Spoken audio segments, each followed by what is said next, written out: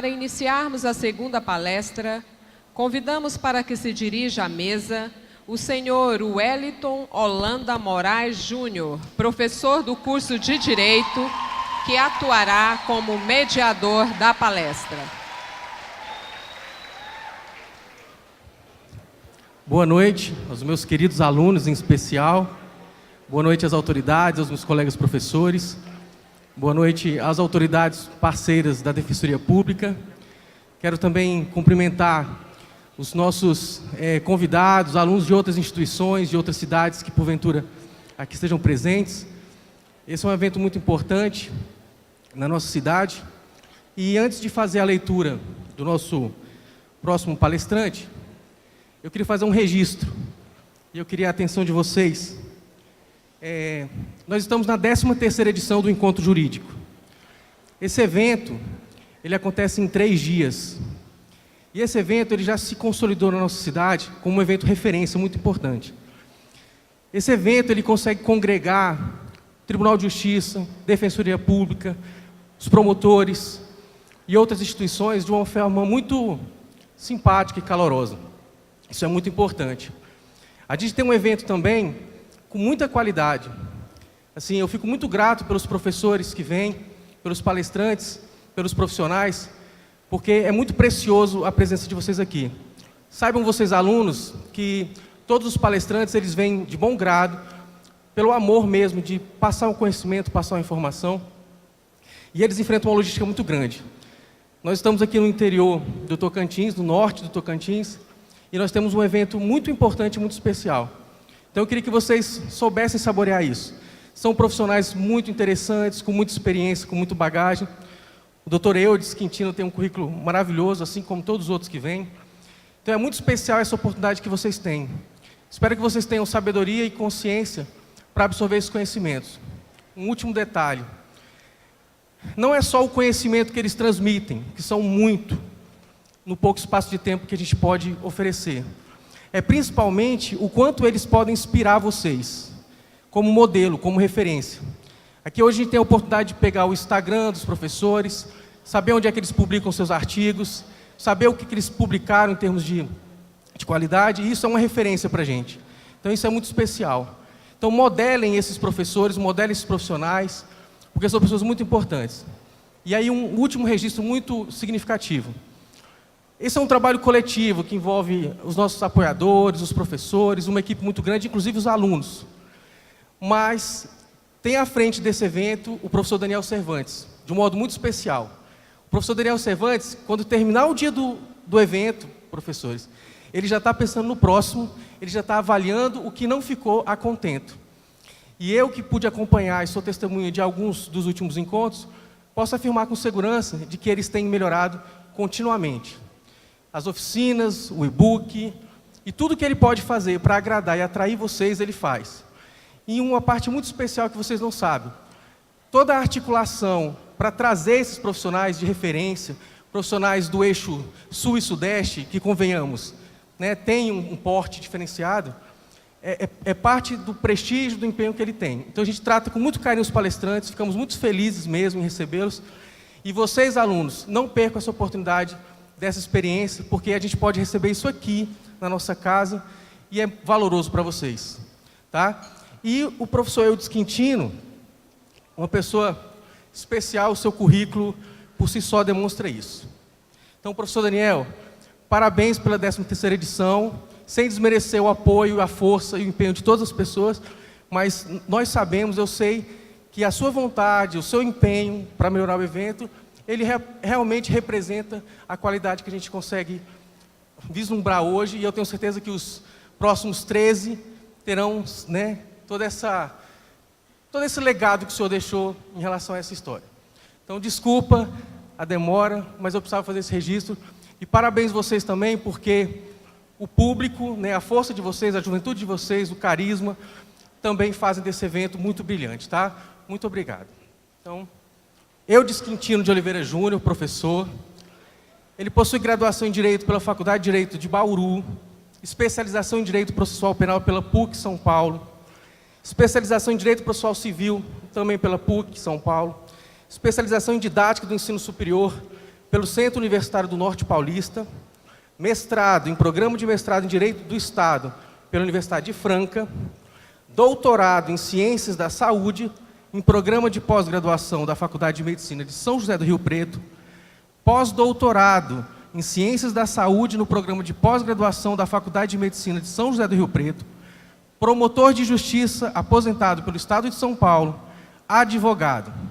Atualmente também é reitor do Centro Universitário do Norte Paulista, professor de hermenêutica e processo penal do mesmo centro, professor da rede de ensino Luiz Flávio Gomes, professor de bioética na graduação e pós-graduação da Unipós, professor da disciplina a bioética, a biotecnologia e a psicologia do programa de pós-graduação em psicologia e saúde, no mestrado, da Faculdade de Medicina de São José do Rio Preto, membro da Comissão de Bioética e Biotecnologia da Ordem dos Advogados do Brasil, 21ª Subseção de São Paulo, membro da Sociedade Brasileira de Bioética, membro da Rede Brasileira de Professores de Bioética, membro da Comissão Multidisciplinar de Cirurgia de Transgenitalização da Faculdade de Medicina de São José do Rio Preto, membro da Sociedade Brasileira de Canonistas, membro do Conselho Consultivo da Revista Panorâmica Multidisciplinar da Universidade Federal do Mato Grosso, membro do Conselho Editorial da Revista Direito, Faculdade da Unesp, Franca. Tem experiência na área de Direito, com ênfase em Direito Processual Penal, Direito Civil, Biodireito e Bioética. E para proferir a palestra Biodireito, sua contextualização dos direitos humanos, eu tenho a honra e o prazer de convidar o professor Eudes, por favor, para proferir sua palestra.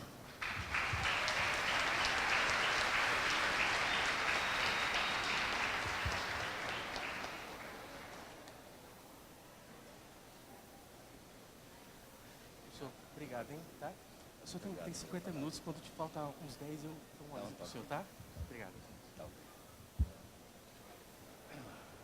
Bom, boa noite a todos. É um prazer muito grande participar deste evento, que tem como patrocinadores a Faculdade Católica Dom Orione e também a participação da Defensoria Pública.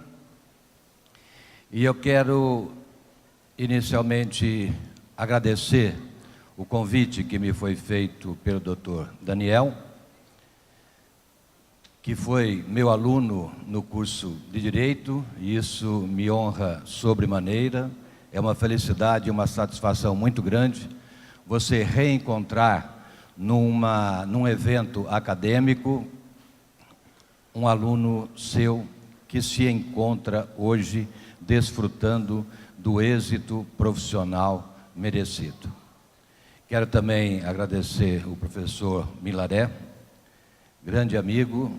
Já trabalhamos juntos numa universidade em São José do Rio Preto como professores, e agradecer também a presença dos demais professores da instituição, agradecer principalmente vocês, alunos, que de forma atenciosa, de forma carinhosa, recebe todos aqueles que estão participando desta empreitada cultural. Eu peço licença, eu vou ter que ir à frente também, porque o professor Alessandro já puxou a fila, e quem sou eu para contrariar aquele que tem a oratória como lema? Então, diante disso, para dar o primeiro exemplo, eu vou seguir os seus passos.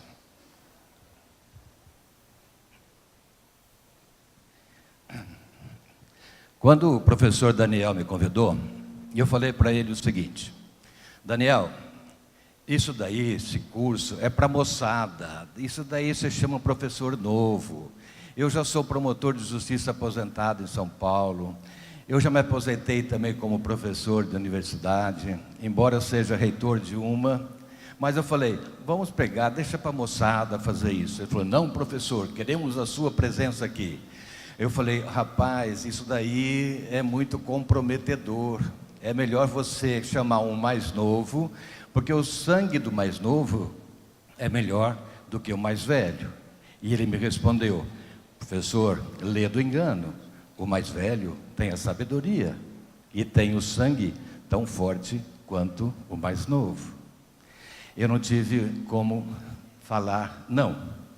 Então, diante disso, aceitei o desafio e alerto vocês que são estudantes de direito, que vocês têm uma arma muito importante, que é aquilo que vocês aprendem diariamente na sala de aula. Se porventura a minha fala não for interessante, a minha exposição não for agradável, vocês têm dois recursos. Primeiro, Código do Consumidor, aquele que anuncia falsamente as qualidades de um expositor, e esse expositor não reúne as condições declaradas.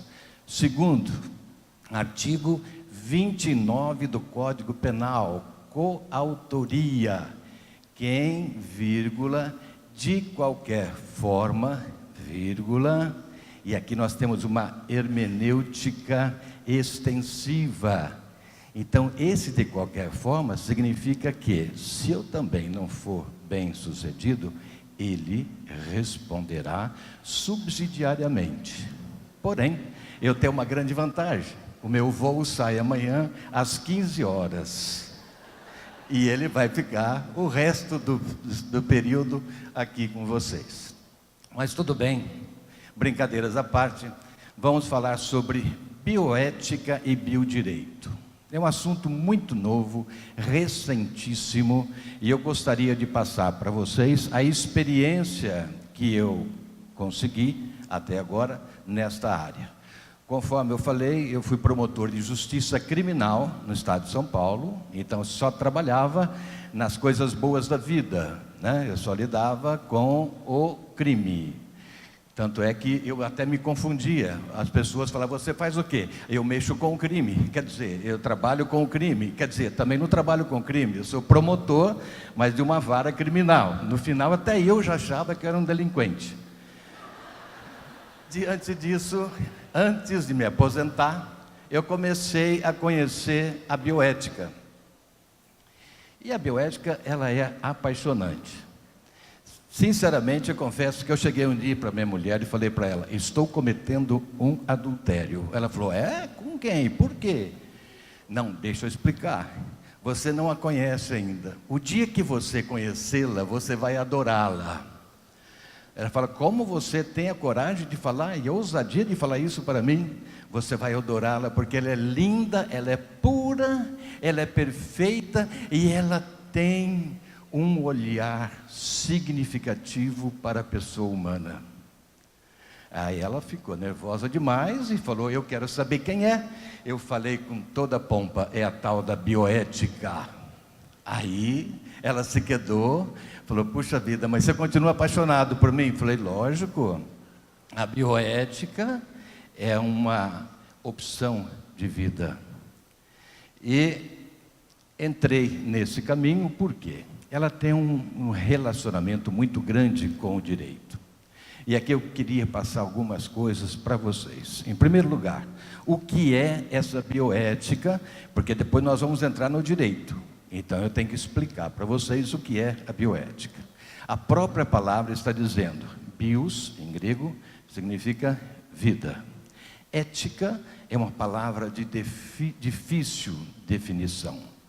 Então não adianta você falar que ética compreende a moral, compreende os costumes, porque se você for analisar etimologicamente esta palavra, você vai ter que ir lá no tempo dos gregos, pegar o Aristóteles e ver qual a definição que ele deu para a ética. Ética para ele nada mais era do que a perfeição do ser humano.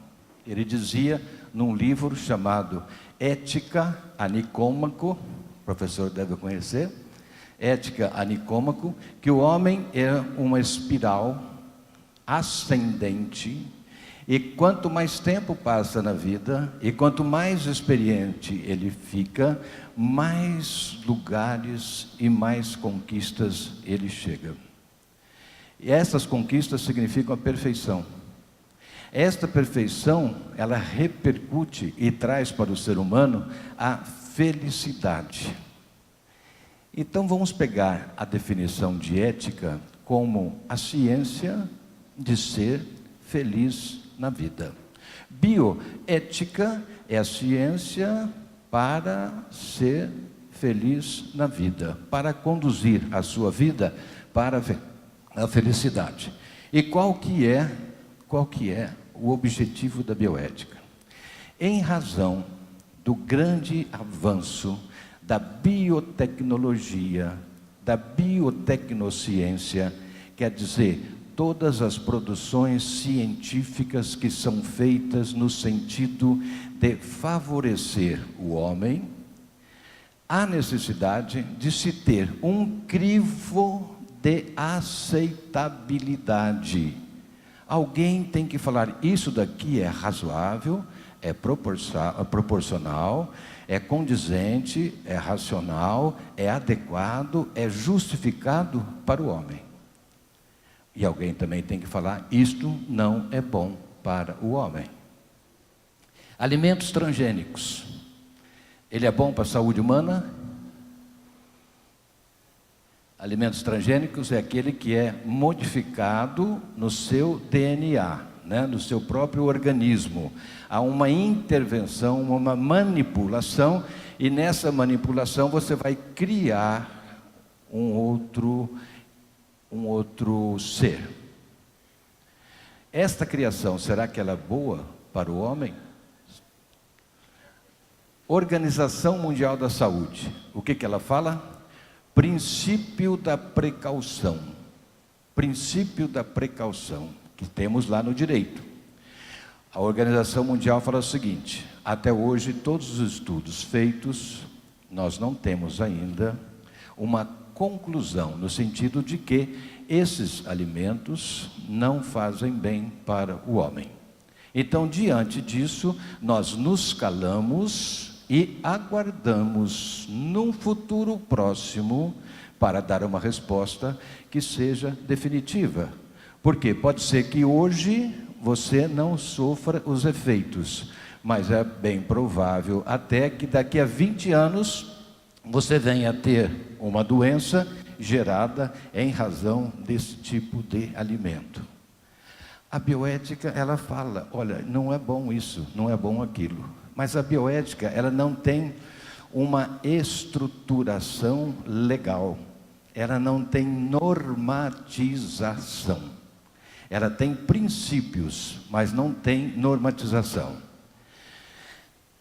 E aí, ela chegou para o direito e falou o seguinte: direito, depois da Constituição de 88, eu percebi que você ganhou uma nova formatação e novos instrumentos constitucionais que podem acionar o judiciário quando houver a necessidade de se resguardar a dignidade da pessoa humana. E você sabe por onde que entrou a bioética? Ela entrou no artigo 1º da Constituição Federal, quando o legislador erigiu a dignidade da pessoa humana como atributo e como princípio fundamental do Estado Democrático de Direito. Artigo 196 da Constituição, que fala do direito à saúde. O direito à saúde é de todo cidadão e o Estado tem a obrigatoriedade de conferi-lo. E o artigo 210, 212 lá da Constituição também, que permite a realização de pesquisas envolvendo seres humanos, porém, com todos os cuidados necessários. Aí a bioética falou, veja, por estas janelas eu consegui entrar aqui na Constituição. E agora eu preciso do seu apoio. Eu preciso da sua instrumentalização. Aí que surge o biodireito. Biodireito, ele foi gerado na bioética. E ele vem o quê? A função dele é justamente tutelar juridicamente aquilo que a bioética apontar de inconveniente, inadequado e desproporcional para o ser humano. Então, biodireito é uma ciência muito nova. Biodireito é de 88 para cá, pós-Constituição, e a bioética, ela nasceu em 1960, junto com os Beatles, Rolling Stones, Guerra do Vietnã. Então, é uma ciência muito nova. E os casos envolvendo biodireito, hoje, são tratados, e vocês agora vão tomar pé da situação, pelo Supremo Tribunal Federal. Olha só, o Supremo Tribunal Federal. Mas por que que é o Supremo? Porque nós não temos ainda no país a legislação ordinária, necessária e suficiente, porque biodireito, que acompanha a bioética, representa a evolução constante e diária da biotecnologia. Vejam só, o Supremo Tribunal Federal foi chamado para decidir uma ação direta de inconstitucionalidade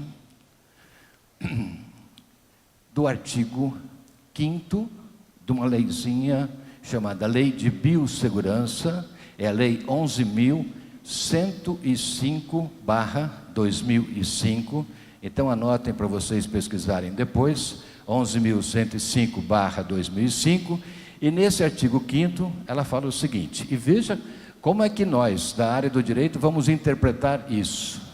É possível a utilização de células-tronco embrionárias para fins de pesquisa e terapia, desde que observadas as seguintes condições.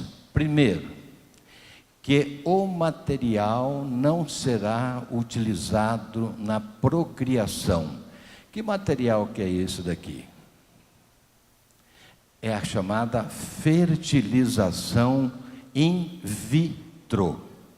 Fertilização in vitro. O que significa isso? É a manipulação do sêmen, óvulos, para formar um embrião.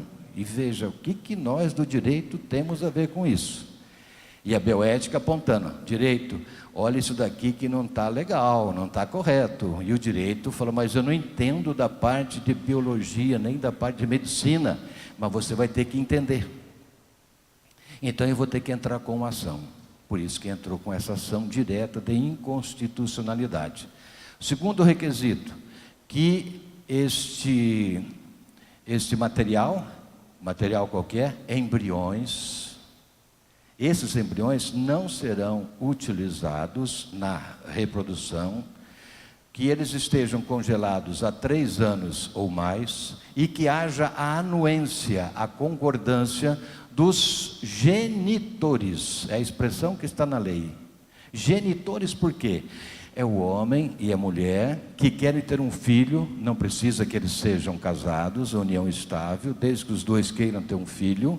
Eles vão numa clínica de reprodução assistida, cedem o material reprodutivo, o homem o seu sêmen, a mulher os seus óvulos, e o médico de reprodução vai criar ali os embriões. Esses embriões, eles podem ficar criopreservados, que é congelados. Eles ficam congelados. E é lógico que você vai ter que pagar uma taxa mensal de congelamento. Esses embriões significam o quê? Patrimônio genético do pai e da mãe. Hoje, numa ação de divórcio, se você for fazer uma ação de divórcio, e o casal tiver embriões criopreservados, nesta mesma ação você já tem que fazer a divisão do patrimônio genético. Com quem vai ficar? Se são 4, 2 para cada um. E se forem 3 embriões? Veja, é como se fosse já um filho. E o direito assustado. Eu nunca vi isso. E para nós, isso em direito se chama nascituro. Está lá no artigo 2º do Código Civil. E não é embrião, embrião na área médica. Aí o direito foi chamado a decidir, o relator era o ministro Aires Brito. Esse caso foi o primeiro caso no Brasil que teve aquelas audiências públicas, e também da figura do amicus curiae. O pessoal do terceiro, quarto, quinto ano já vai saber o que é. Amicus curiae é aquela pessoa que não está originariamente legitimada para configurar no processo, porém, em razão de conhecimentos técnicos específicos, ela tem todas as condições para colaborar com a justiça. Ela é considerada uma parte anômala. Pois bem, julgamento, 11 ministros no Supremo Tribunal Federal. Primeiro julgamento, lotou o Supremo. Inclusive eu estava em Brasília nesse dia, e eu fui no Supremo tentar assistir, mas não consegui. E o que tinha de pessoas com deficiência à porta do Supremo, aguardando a decisão a respeito da utilização das células-tronco embrionárias. Porque a imprensa alardeou, e de forma até errada, que o futuro e a salvação das pessoas que tinham doenças incuráveis residia na utilização dessas células. O julgamento final, 6 votos a favor da utilização e 5 votos contra. E é lógico que, por exemplo, a comunidade religiosa votou totalmente contrária à aprovação desta lei. O que o ministro falou, Aires Brito?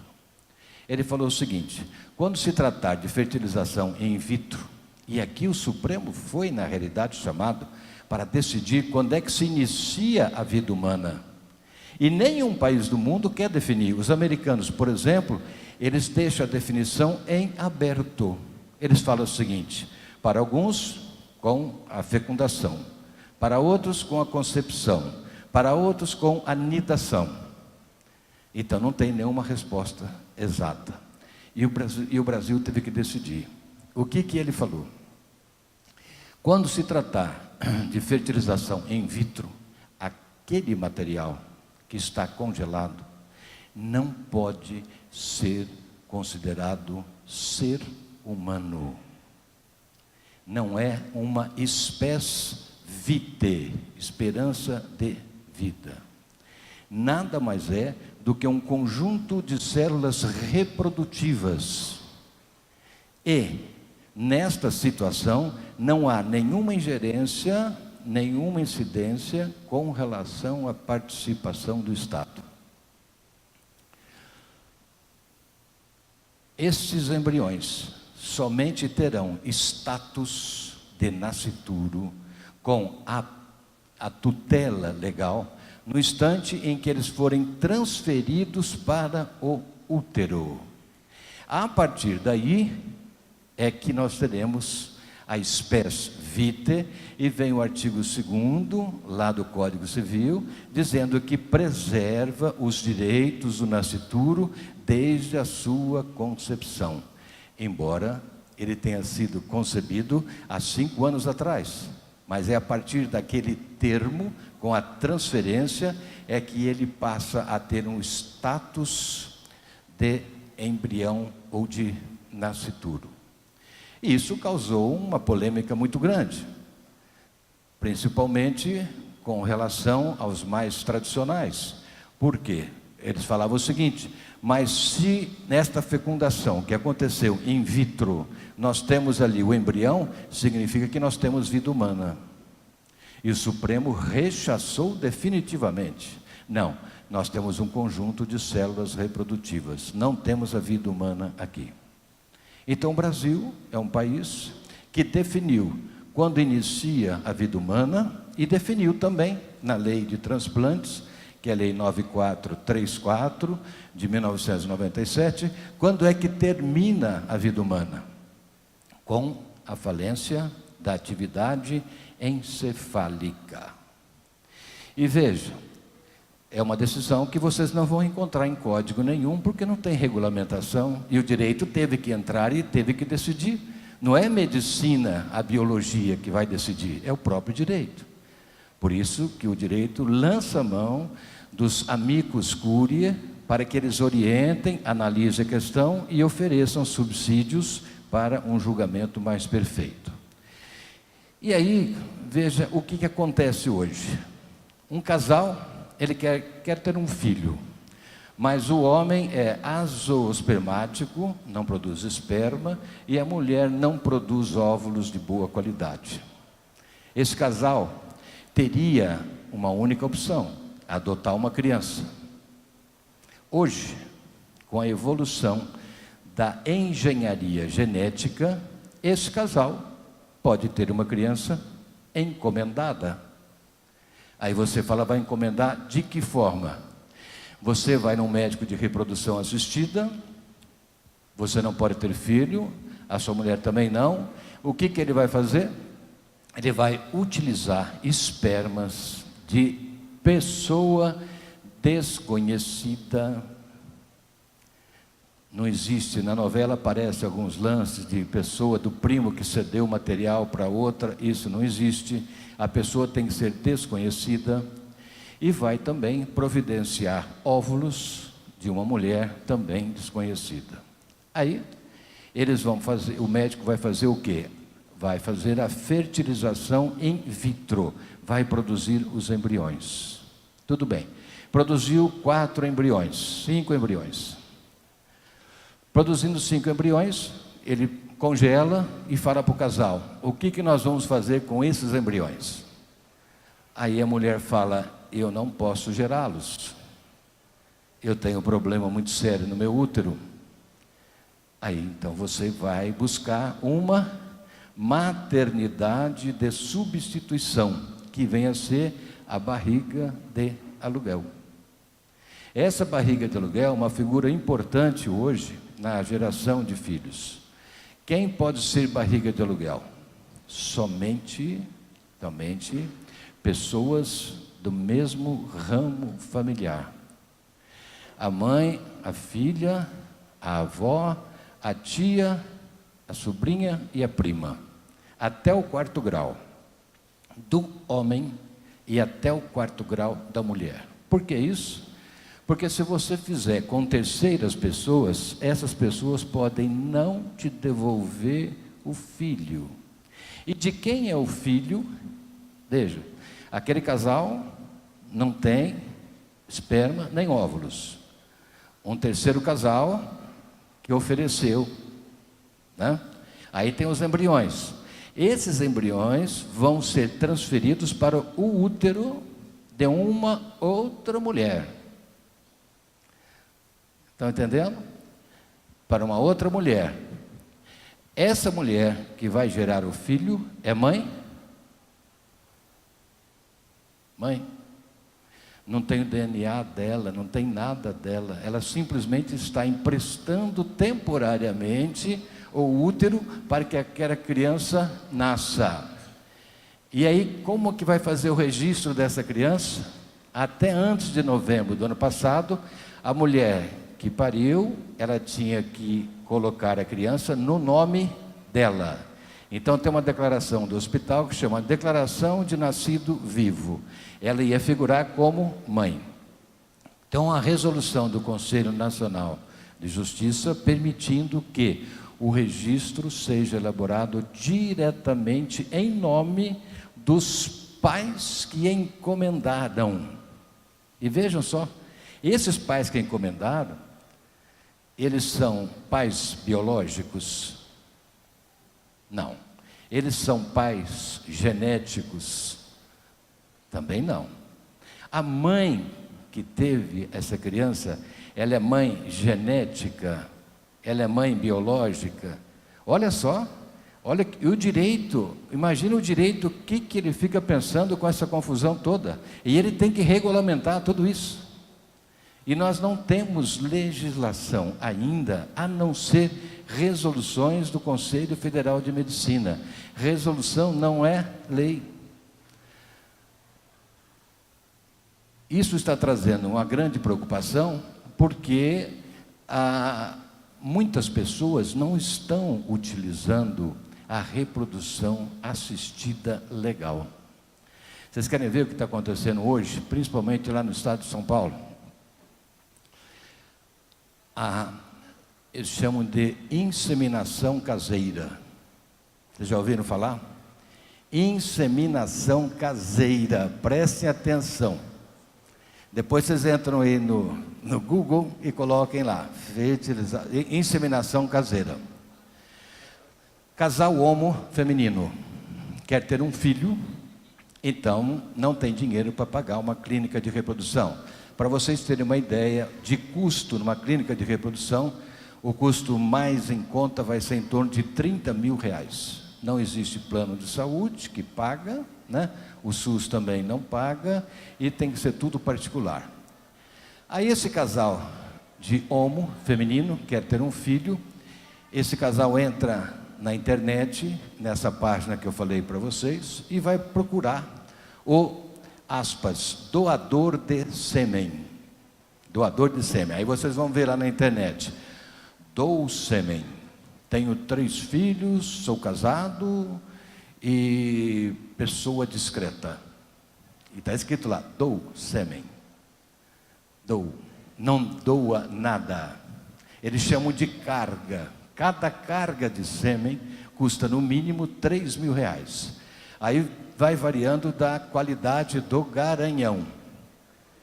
Varia da qualidade do garanhão.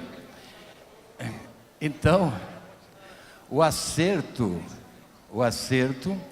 é feito da seguinte forma: o casal homo vai até a casa do doador de sêmen para conhecer a família e quer conhecer os filhos. Elas não fazem nenhum compromisso se ele não tiver filhos. Não é pegar 3 crianças e apresentar. Pega aquelas 3 crianças e junta a certidão de nascimento para elas verem que realmente as 3 são filhas dele. Essa é a primeira visita. A segunda visita, vamos fazer o negócio.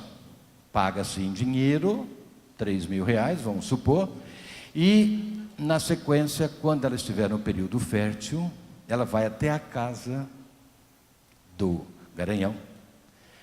Lá, ela se aloja num quarto. A mulher do doador fica com ele no outro quarto, irá masturbá-lo.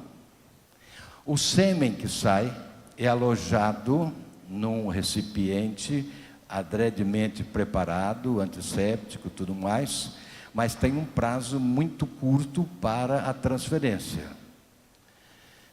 Elas pegam uma seringa de injeção, essa de mais grossa possível, sugam o sêmen e injetam na vagina da mulher com a maior força possível para atingir ali a entrada do útero. Injeta todo o material. A mulher aguarda algum pouco. Se ela quiser dormir, ela paga à noite, a pernoite, ela paga também. E depois ela vai embora. E essa mulher fica grávida. E muito alto o índice de gravidez, 11%, é um índice altíssimo. Quando na reprodução humana é 38, 39. Pois bem, o que está acontecendo hoje? Há um verdadeiro comércio de venda de sêmen.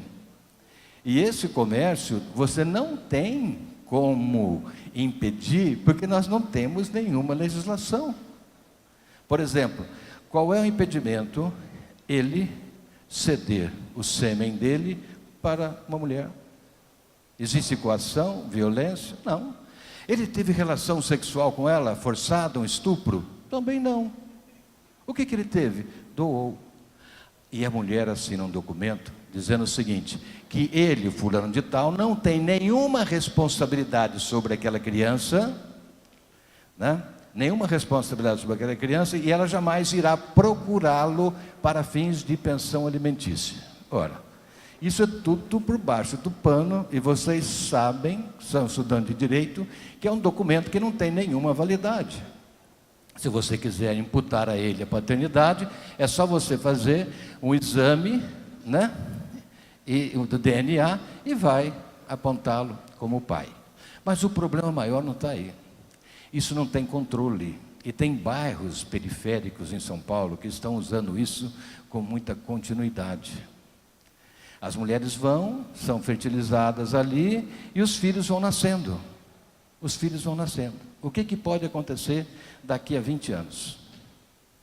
Casamento de irmão com irmã, sem você saber. E tem um deputado, o Luiz Flávio Gomes, nós trabalhamos juntos, eu era promotor, ele era juiz, e agora ele é deputado federal, e eu já mandei para ele uma proposta de lei da obrigatoriedade de DNA para fins de casamento. Porque você não sabe, hoje você não sabe. Você que é rapaz, você quer doar sêmen? Tem um banco de sêmen. Você tem 20 anos de idade, você vai lá, doa o seu sêmen, anonimato. E quando você tiver 40 anos de idade, você conhece uma moça e parece que tem uma visa atrativa muito grande entre você e ela, você não sabe qual o motivo, e você se apaixona por ela e vai querer casar com ela, e quando você casa com ela, você vai descobrir que é sua filha. Ó, você está casando com a sua própria filha. Então está tudo embaralhado, está tudo confuso, está tudo complicado. E o direito, ele não consegue acompanhar, porque a evolução da engenharia genética é muito rápida, e o direito fica lá atrás. O direito ele só vai regulamentar ou normatizar depois que uma determinada situação já está praticamente pronta. Mas do jeito que está hoje, nós não temos condição nenhuma de tomar uma decisão que seja uma decisão adequada, correta juridicamente. Você não pode impedir, por exemplo, essas pessoas. Então vejam, depois vocês vão ver isso lá no Google. O doador de esperma, sabe quanto que ele ganha por mês? 12 mil. Não paga imposto, dinheiro limpo, que entra não entra na conta porque é em dinheiro. Ele tem 4, eles chamam de carga. Ele faz 4 cargas por mês.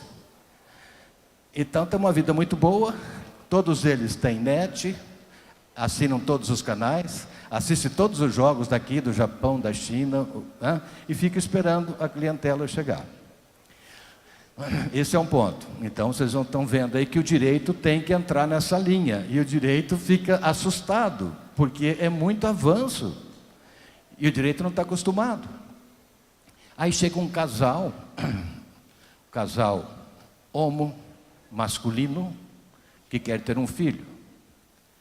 E chega para o médico da reprodução e fala o seguinte: nós vivemos em união estável e nós queremos ter um filho. Bom, tudo bem, como é que nós vamos fazer esse filho? Nós vamos precisar de óvulos. Aí o médico que tem que providenciar os óvulos, em banco de óvulos, de pessoa anônima. Não é a irmã dele, não é a tia, não é a prima, isso não existe, é pessoa anônima, para não ter o contato com a criança futuramente. Pois bem, aí esse casal procura o médico fala: não, nós vamos fazer, então eu vou buscar os óvulos, e aí eu preciso de esperma de vocês. E eu estou contando isso porque eu tenho um caso lá no meu escritório de advocacia hoje, em que 2 rapazes, eles querem ter um filho. A briga deles, sabe qual que é? A mãe de um deles vai ser a maternidade substitutiva, e pode ser até 50 anos, não acima de 50. A mãe dele está com 40 e quase 49 anos. Então ele quer ceder o esperma dele. Mas o outro companheiro falou: não, tem que ser o meu, porque a criança vai ser gerada no útero da sua mãe, então tem que ser o meu esperma. E os dois estão praticamente para dissolver a união estável, porque ninguém sabe quem vai doar. E outro dia eu conversei com o médico da reprodução, que está cuidando do caso, perguntei para ele: doutor, como é que está o caso dos 2 rapazes? Ah, já resolvemos. Ah, é? O que você vai fazer? Mixagem.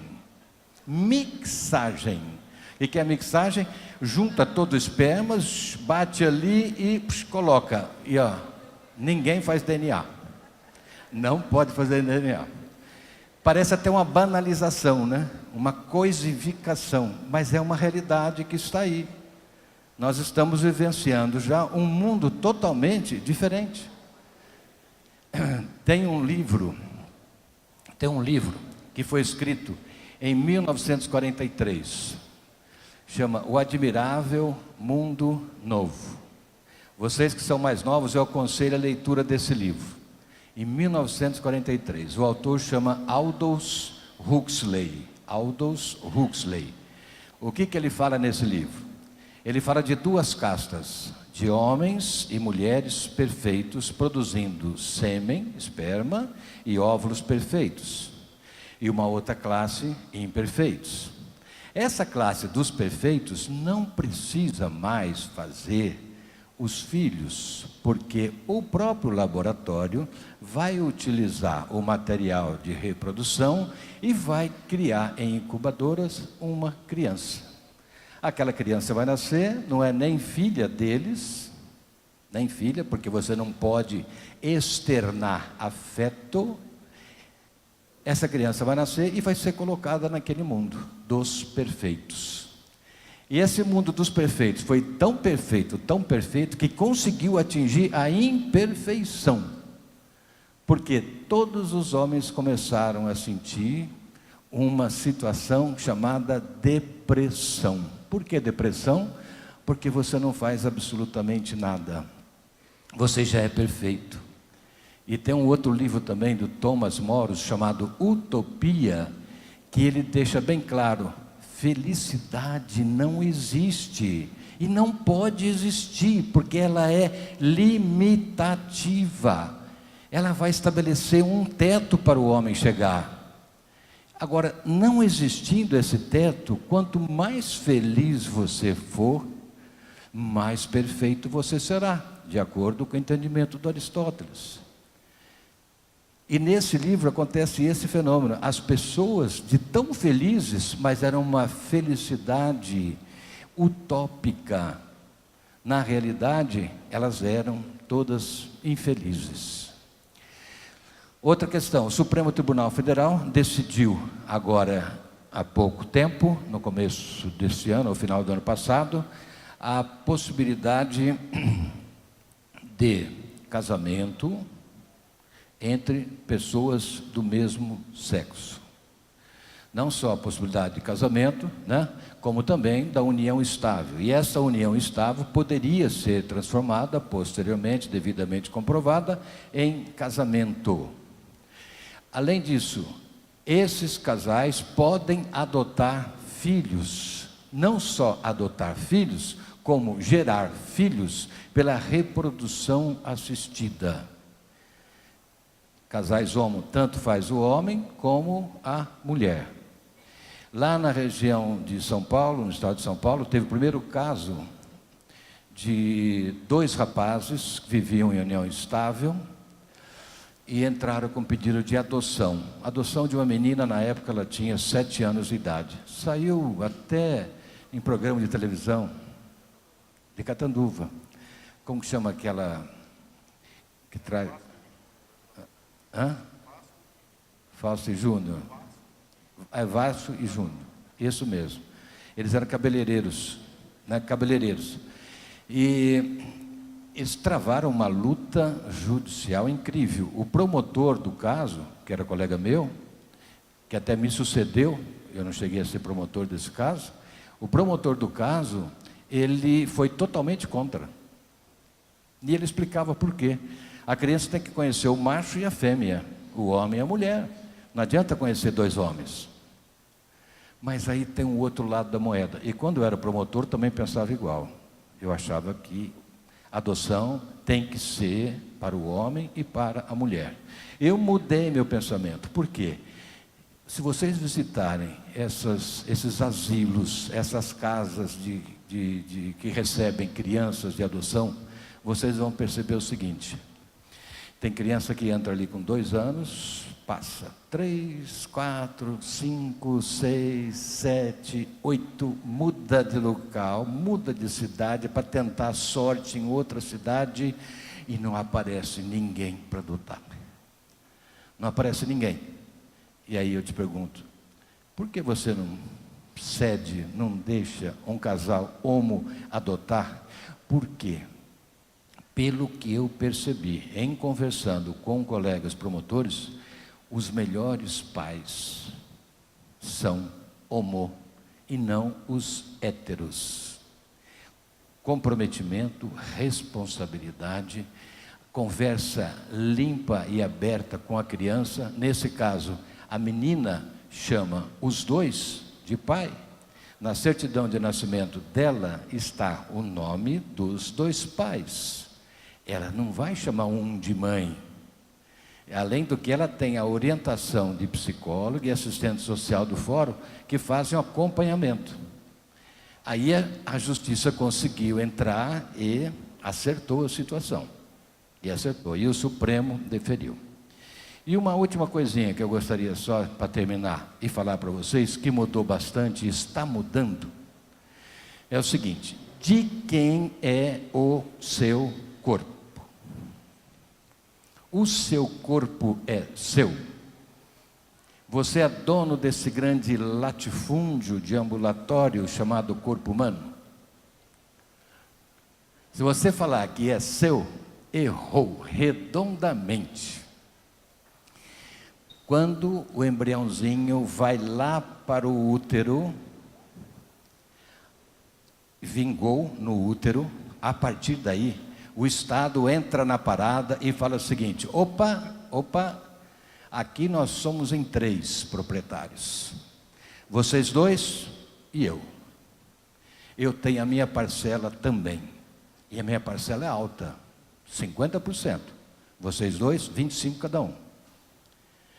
E agora eu que vou ditar as regras. Você não pode fazer aborto, a não ser para salvar a vida da gestante, quando for proveniente de estupro e quando se tratar de feto anencéfalo. Só. O resto você não pode mais. Por quê? Eu que dou as cartas. Eu que mando.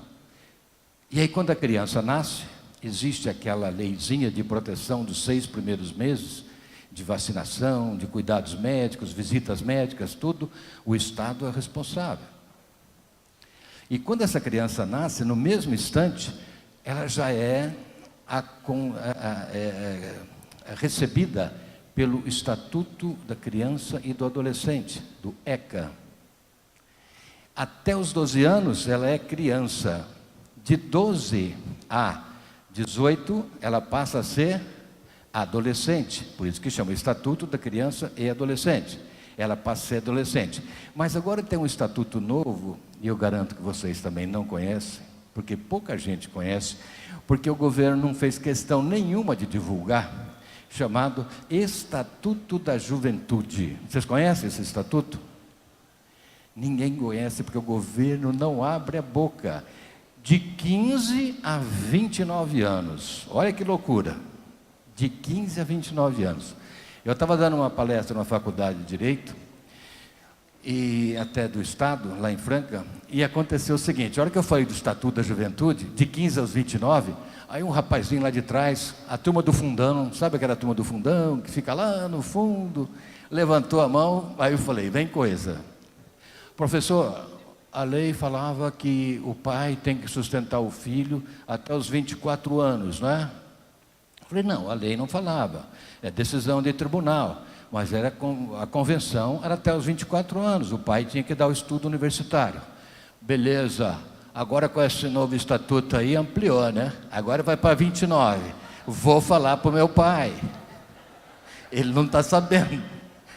A turma pensou que fosse no sentido de ampliar ainda aquela fase de ajuda do pai, né? E na realidade não é, são políticas públicas. Aí você completa 30 anos, nós entramos num outro estatuto, como é que chama? Estatuto do Camelo. Você trabalha, E é o que tudo indica, vai trabalhar ainda mais nessa reforma da Previdência e você não sabe quando vai se aposentar. Então, nós não sabemos mais. Agora mudou a regra. Aos 60 anos, nós temos o Estatuto do Idoso. E saiu um outro estatuto no final do ano passado, do superidoso. Vocês já ouviram falar? Superidoso, 80 anos para cima. E eu tive a graça de acompanhar e assistir uma briga no aeroporto entre dois idosos. Dois idosos. Não tem aquela a fila preferencial? Então tinha um idosinho pequenininho, estava ali na frente esperando a chamada. Aí chamou um outro idoso, maior, mais forte que ele inclusive, bateu assim nas costas dele e falou: quantos anos você tem? Ele falou: 63. Ele falou assim, o peito cheio. Ele falou: vai para trás que eu tenho 82. Eu cheguei primeiro. Aí o outro: você chegou primeiro, mas eu tenho a preferência. Não, a preferência é igual. Aí ele chamou a moça do serviço da TAM. Escuta, ele falou: não tem a preferência aí acima de 80? Aí ele falou: tem, acima de 80 tem preferência. Aí ele falou pro velhinho lá mais baixinho, né? Falou assim: vai para trás que o seu lugar não é aqui, aqui é o meu lugar. Longevidade. Daqui a 10 anos, provavelmente, nós vamos ter uma outra lei, 90 anos de idade. E eu estava perguntando a quem pertencem seus órgãos pelo seguinte: você pode dispor dos seus órgãos em vida? Não. Chega um amigo seu, joga bola com você, está com um problema muito sério e ele tem que fazer um transplante de fígado. Você faz o exame, você é compatível. Você pode ceder parte do seu fígado para essa pessoa? Você é maior, tranquilo, né? Tem a sua autonomia da vontade. Você pode ceder para ele? Você chega para o médico, fala: eu assino o que o senhor quiser e autorizo a extrair um pedaço do meu fígado para fazer o transplante nele. Sabe o que o Estado fala? Pode parar. Uma parte desse fígado é meu. Uma parte é minha. Então, eu não vou deixar, a não ser que seja entre parentes, até o 4º grau. Até o 4º grau. Mas se você quiser fazer, o Estado falou o seguinte: então você vai entrar com uma ação judicial, e nesta ação judicial, você vai provar que, retirando parte do fígado desta pessoa que é doadora, não vai fazer nenhuma falta para ela e vai colaborar com a recuperação da outra, porque senão eu tenho 2 graves problemas para mim em hospital, eu vou criar um outro problema. E aí você vê que você não é dono do seu corpo em vida. E quando você morre, você pode estabelecer as regras da doação de órgãos para o seu corpo? Também não. Nem quando você morre você é dono do seu corpo. Olha que loucura.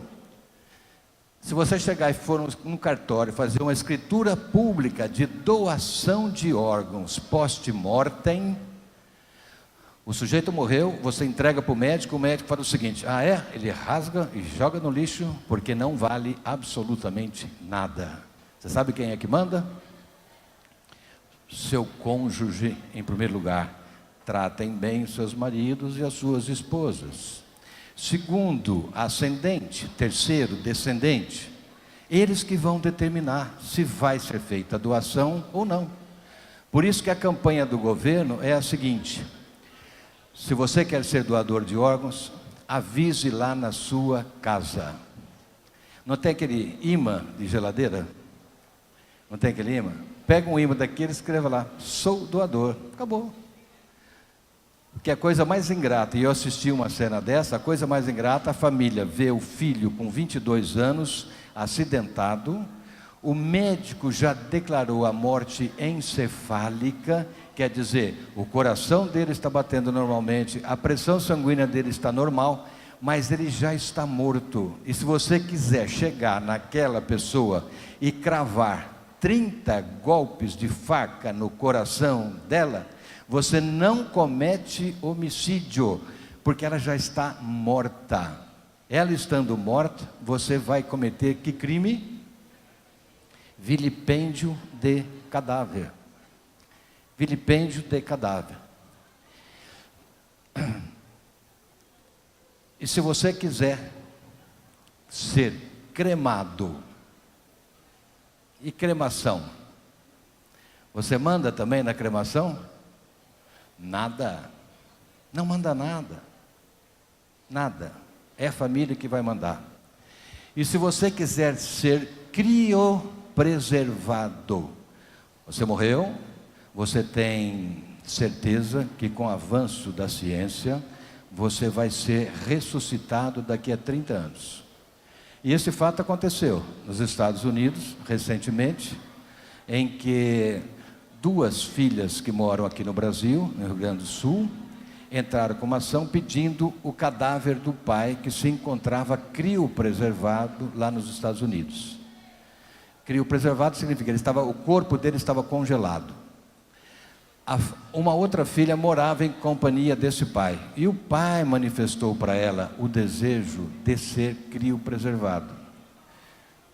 E ela que conviveu com o pai durante 30 anos. Então, nada mais fez do que atender o pedido do pai. Esse processo foi julgado agora pelo Superior Tribunal de Justiça, e o Superior Tribunal de Justiça falou o seguinte: a pessoa pode sim fazer opção pela criopreservação, desde que ela se manifeste durante a vida nesse sentido, que é o que aconteceu lá nos Estados Unidos. E você pode também, se quiser, doar o seu corpo inteirinho para uma faculdade de medicina. O corpo inteiro. Aqui para que é? Para fins de estudos e pesquisas, né? Você pode doar o seu corpo todo? Sim. Mas você tem que ter a anuência da sua família. Sem a anuência da família, não tem como você fazer. Gente, tem muitos temas atuais que a gente poderia abordar, mas em razão da escassez do tempo, eu vou parar por aqui. Agradeço bastante mais uma vez a atenção de todos. Muito obrigado.